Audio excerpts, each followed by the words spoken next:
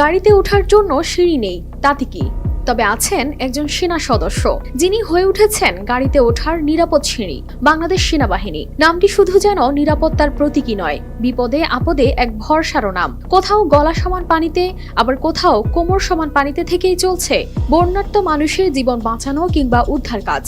কখনো কাঁধে তুলে নিচ্ছেন ত্রাণের বস্তা, কখনো কোলে তুলে নিচ্ছেন মানুষ, কোথাও আবার উদ্ধার করেছেন মুমূর্ষ অন্তঃসত্ত্বা নারী। পরবর্তীতে তিনি জন্ম দেন ফুটফুটে পুত্র সন্তান। এভাবেই রাত দিন এক করে বাংলাদেশ সেনাবাহিনী পানিবন্দী মানুষদের নিয়ে যাচ্ছেন নিরাপদ আশ্রয়ে, বিতরণ করছেন রান্না করা খাবার ও শুকনো খাবার।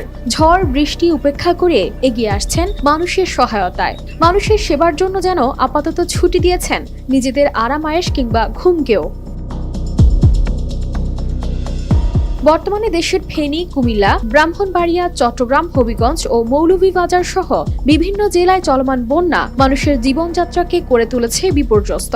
হাজার হাজার মানুষ পানিবন্দী, ভুগছেন খাবার এবং আশ্রয় সংকটে। কিন্তু এই কঠিন সময়ে বাংলাদেশ সেনাবাহিনী এগিয়ে এসে বিপদগ্রস্ত মানুষদের উদ্ধার করছেন। কখনো হেলিকপ্টার থেকে, কখনো দুর্গম পাহাড়ের মধ্য দিয়ে বিতরণ করছেন ত্রাণ সামগ্রী। সেনাবাহিনীর কাজ এখানেই থেমে নেই। চট্টগ্রাম এবং বান্দরবানের মতো অঞ্চলে ভূমিধসের কারণে সড়ক যোগাযোগ বন্ধ হয়ে যায়, তখন দুর্বার শক্তি নিয়ে এগিয়ে গেছেন সেনাবাহিনী। সড়ক পরিষ্কার থেকে শুরু করে আটকে পড়া মানুষদের উদ্ধার, বিভিন্ন উপজেলায় বন্যার পানি রোধে কাজ, এমনকি বন্যার্তদের চিকিৎসা সেবা প্রদান করছে বাংলাদেশ সেনাবাহিনী।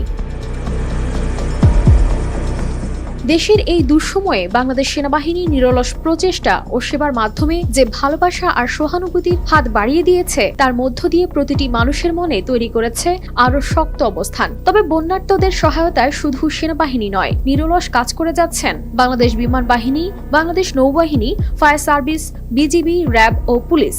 বন্যার্তদের সহায়তা নিজেদের একদিনের বেতনের সমপরিমাণ অর্থ ত্রাণ তহবিলে জমা দিয়েছেন সেনাবাহিনী, নৌবাহিনী ও বিজিবি। সেই সাথে আটকে পড়া বন্যা দুর্গতদের হেলিকপ্টারে উদ্ধার ও ত্রাণ বিতরণ করছেন বাংলাদেশ বিমান বাহিনী ও র্যাব। বাংলাদেশ বিমান বাহিনী হলো জনগণের বাহিনী, সো আমরা আমাদের সর্বোচ্চ প্রয়াসে থাকবো কিভাবে মানুষজনকে রিলিফ মিশনের মাধ্যমে আমরা কিভাবে রিলিফটা পৌঁছে দিতে পারি, ওটাই থাকবে আমাদের প্রচেষ্টা। এভাবে দেশের ক্রান্তিলগ্নে কাজ করে যাচ্ছেন সব ধরনের নিরাপত্তা বাহিনী সহ অন্যান্য সদস্যরা। সকলের সহযোগিতায় শীঘ্রই এ দুর্যোগপূর্ণ অবস্থা থেকে পরিত্রাণ মিলবে, এমনটাই প্রত্যাশা।